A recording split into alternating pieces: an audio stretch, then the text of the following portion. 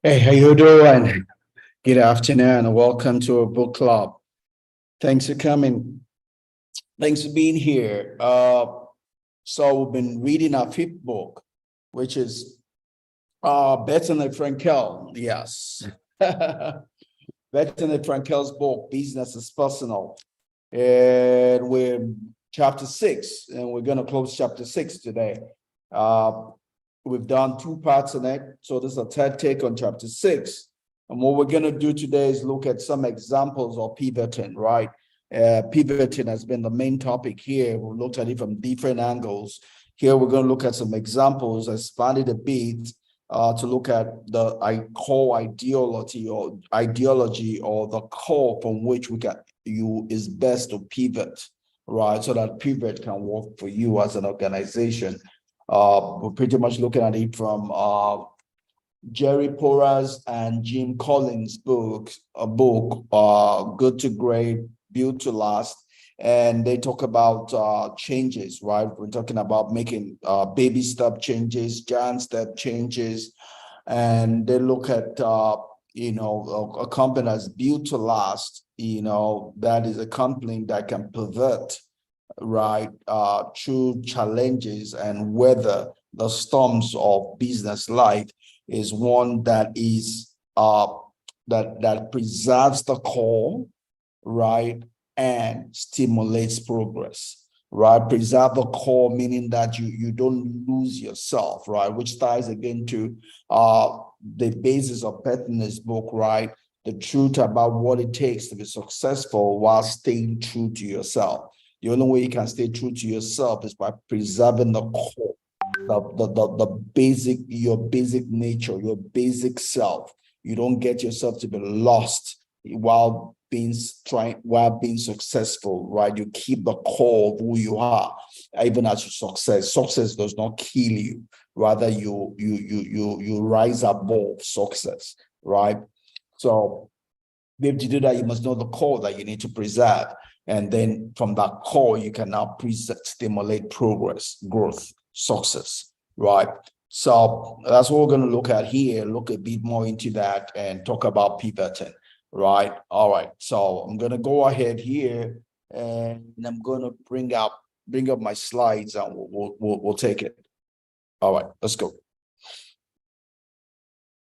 All righty, I believe you can see my slides, so we're gonna take it, right? So that's the book, like we always talk about it. So today we're gonna close chapter 6, the last part of chapter 6 today, and next week we'll start with chapter 7. Hopefully we'll do it in 2 parts. If one, fine. And if we need to do a third part, fine. Like I say again, we don't hurry. Now we're gonna drag.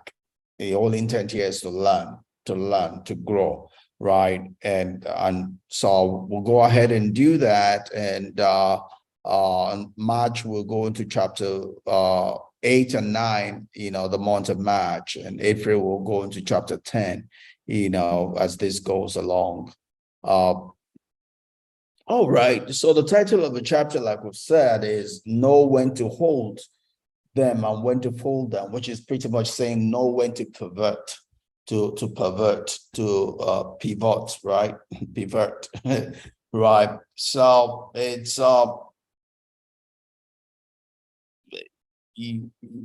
pivoting is not something. There's an art to it, and there's a science to pivoting, right? So you must know the science, which tells you the boundary conditions. Then you learn how to do it by doing it, right? So there's a science to it. We're going to talk about the science, but the art of it is what you develop as you do it, right? You gain fluency, proficiency, as you practice it. So we're going to talk about the science here, but the taste of the pudding is in doing it, right? Not just keeping it in your head, but application, right? So obviously, successful companies are concerned with making long-term profit, right? Long-term progress, being in business in the long term, not just in the short term. Those that have not seen it that way are out of business, right? A lot of companies that have been bought, swallowed up, good companies, I know good companies, right? Good companies are shelved. that BP bought, Amoco, great company, sound technically, but I guess they didn't have their business together. They get out of existence. We have the FINA, we have the ELS, we have the Texaco, we have the Blockbuster, we have the Kodak. They did not manage their business for the long term, so they went out of existence. They did not stay in touch with the threats that were weighing against their company, such that they got too carried away with just being in the frame. They could not see from outside the frame, right? And today they're no more in business, right? So successful companies are not just companies that are in the frame, they are also outside of the frame. They see 5 steps ahead and know how to pivot before the threat catches them, right? So you have people, I just saw an announcement here. My company sold their stake in Myanmar, right? Those are just all strategic things you do. You buy, you sell, you transform because you want to stay ahead of the game, because you're reading the environment, you're reading the weather reports in the business sector, and you're knowing whether staying long will benefit you or not. So you're pulling out where you need to pull out, you're going in when you need to go in, you're transforming where you need to transform. It's all about winning the game in the business sector. And the same thing can apply to us personally, right? Your personal life, you have to be looking at the things, the threats and opportunities that avail themselves, and you pivot accordingly to be the winner in the sectors you find yourself. So to be a successful business and to be a successful person is the ability to manage the threats and opportunities that in the environment where you exist or you operate, right? Whether as a person or as an organization, right? So that's where pivoting, to pivot, comes of essence. So to make a pivot pretty much is to make a strategic move that you can take to ensure that your business or your person remains viable and profitable. To give keywords, viable and profitable, right? You don't want to lose your viability and you don't want to lose your profitability. That's why you stay 5 steps ahead. That's why you look at things from a strategic standpoint. That's why you're long-term, right? Not just short-term, right? The secret is the ability to preserve the core while stimulating progress, right? You don't pivot in such a way that you lose your own balance, you lose your own footing, right? You stay in control of your pivoting. You don't allow the pivoting control you. You must always control the change that you're bringing to bear in your organization or in yourself, right? So you don't want to be doing things out of emergency, in a rush, in a hurry. Remember last week I told you, hurry is a demon, right? Hurry is a demon. Hurry will not work for you. That's why you need to stay ahead of the ball game, so you're in control of the change that you're bringing to bear, whether in your personal life or in your organization that you're running. Those are important, right? So looking deep into what we talked about, not losing yourself, right? So as a person, you must have a core ideology that your life runs on. Another way to put that is the philosophy, the core philosophy that runs your life. You must have a way of thinking. You must have the belief system, that you must know your belief system, right? And if you don't, then anything goes.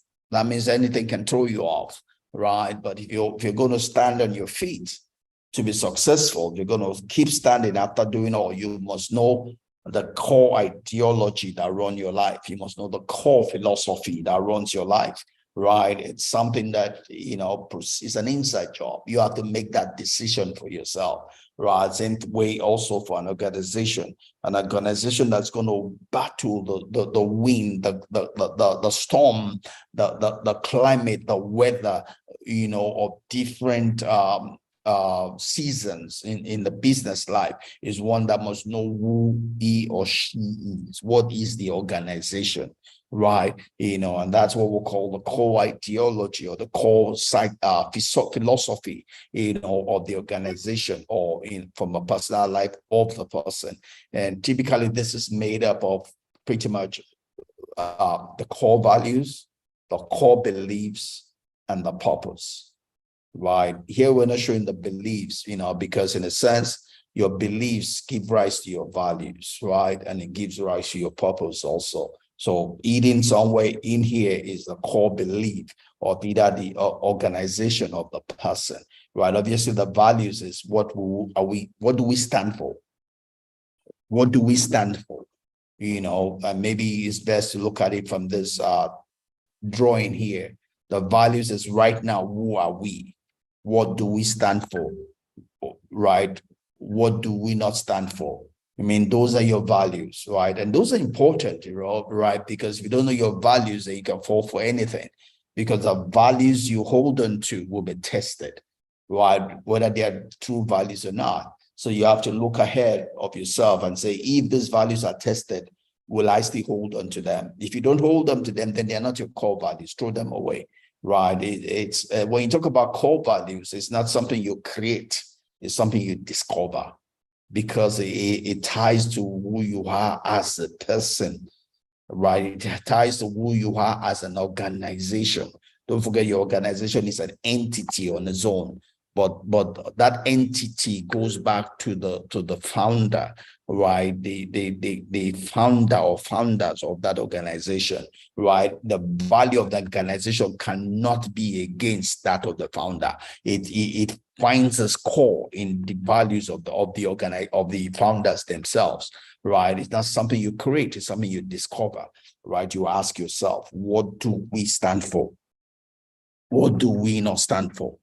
And it's best to know that ahead of time before the storms come, because that will determine the decisions you make when the storms come, right? So values is right now, what do we stand for? Who are we, right? So when you then look at the mission, right? The mission is what we're about, right? The mission is what are we about, right? Sometimes mission and purpose get mixed together. Sometimes they're the same, sometimes they're different. But in this sense, we're looking at, when we talk about the mission, is what are we about, right? What are we about? What is it that is running us every day that we wake up and wake up? What is running us, right? And obviously the vision is where we aim somewhere in the future that we're looking up to. Is that place called there in the future that we're moving towards, that our value and our mission is taking us towards, right? Here we differentiate purpose as being that which is our ultimate drive, as it were, right? Is an ultimate drive, right? It's going to always be what drives us, even after we have met our vision and we change our vision. It defines us as a person, right? In a sense, purpose and mission are the same, but in this sense, they are divided as in that eternal thing as against that today thing. And we'll look a bit more at that, So we looked at it. Core values is who am I? Purpose, right, is what do we exist for, right? Beyond money, what do we exist for? Right, what defines us? What do we exist for? What are we pushing for? Why do we exist? What are we gunning for? Right, and in a sense, purpose is the same as the mission statement, right, for either a person or an organization, right? So when we talk about, let's go talking about values, which is who we are, right? What defines us. It helps us to direct every person on our team towards a common goal, because the company values is every employee is expected to honor that and take on that, right? Irrespective of what your personal values are. Anytime you're working in the name of a company, you become an actor for that company, right? And the company expects you to embody the values of the company. And that has to drive the decisions you make, irrespective of what your personal values are. For as long as you're representing the organizational value overrides your personal value, right? And if that does not work for you, you need to leave the company, because you're going to have problems, right? You become a drag to the company, right? So just as your personal values are things that make the decisions for you, every company decision needs to be based also on the company's values, right? So let's look at some examples of values. I just looked up examples of core values, right? And there's so many examples of core values, right? To help you and for you to be operational in your life, you need to bubble up, maybe about 5 of them that you hold dearly. Don't forget, sometimes these values they are head against one another. They oppose one another. So it's important to know your top, let's call it 5 values, which you will not compromise, right? So that if those values go against other values, you know which one will win. You have to decide what is yours. What do you regard as your top values? Because sometimes those values contest against one another. They are not necessarily parallel all the time. So it's good to know your top 5 values, so that that helps you making a decision and carrying yourself, all right? So some people have integrity as a top value. Not everybody necessarily has integrity as a top value. It all depends on the kind of business you're in. Some people it's not, but most people in business it is, because that helps your interactions. But it's not necessarily true for everyone. The people that do all this timeshare thing don't carry integrity as a top value.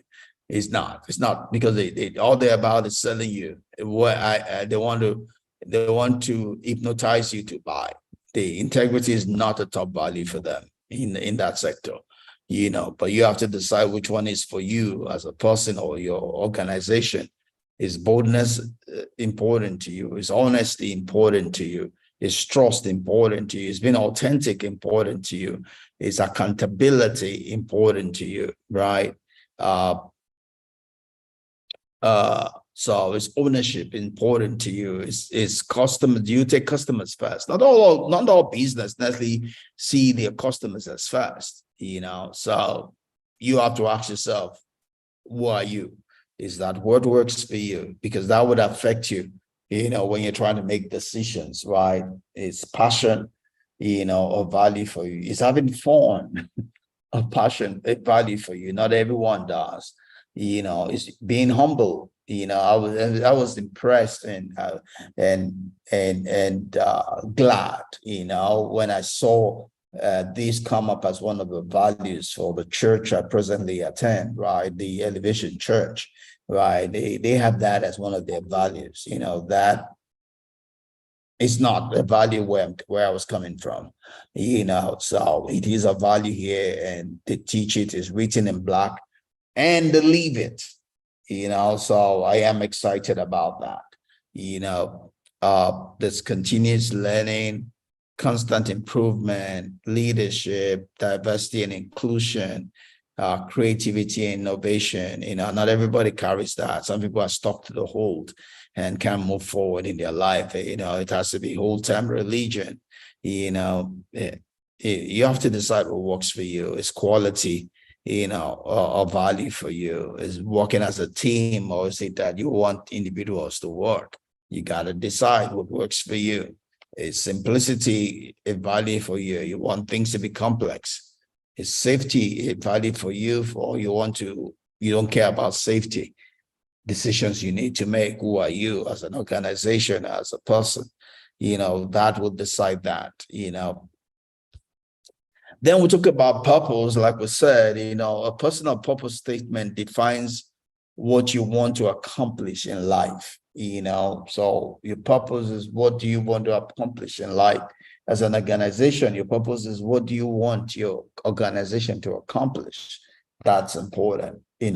So when you decide that, it determines the direction you want to go. It reflects what you stand for, your goals and your core values, obviously there has to be congruency with all of that, right? And purpose helps organizations to define their reason for existing, right? Purpose, your reason for existence, right? A purpose statement defines what you want to accomplish in life. It gives you direction to accomplish what's important to you as it reflects what you stand for, your goals, and your core values, right? That's important. You need to know what is it that you stand for as an organization, or is it that you stand for as a person, so let's look at examples of some personal core purposes, so on the left here I have that for personal.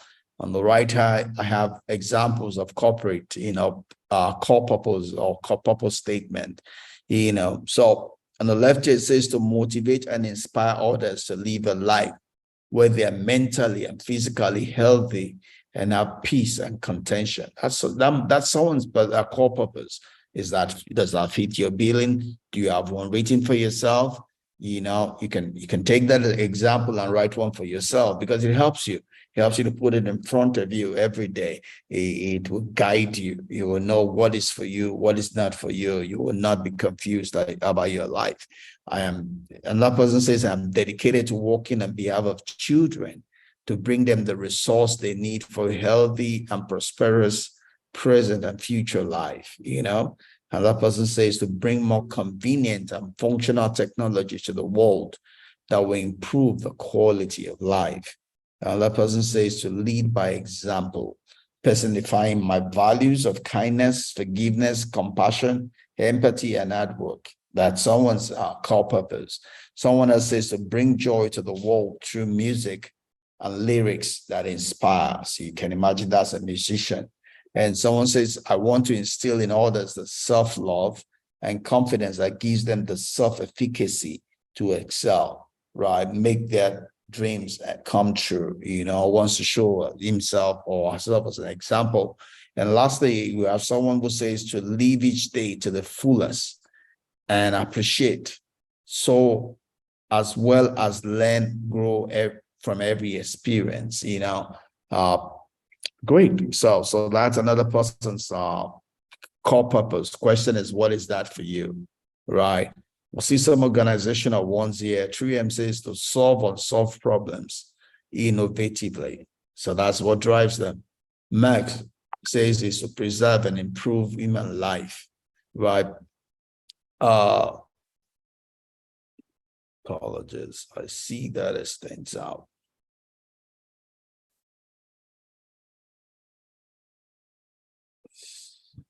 Sorry about it's got to be perfect for me. Sorry. All right. Just needed it not to stand out. All right.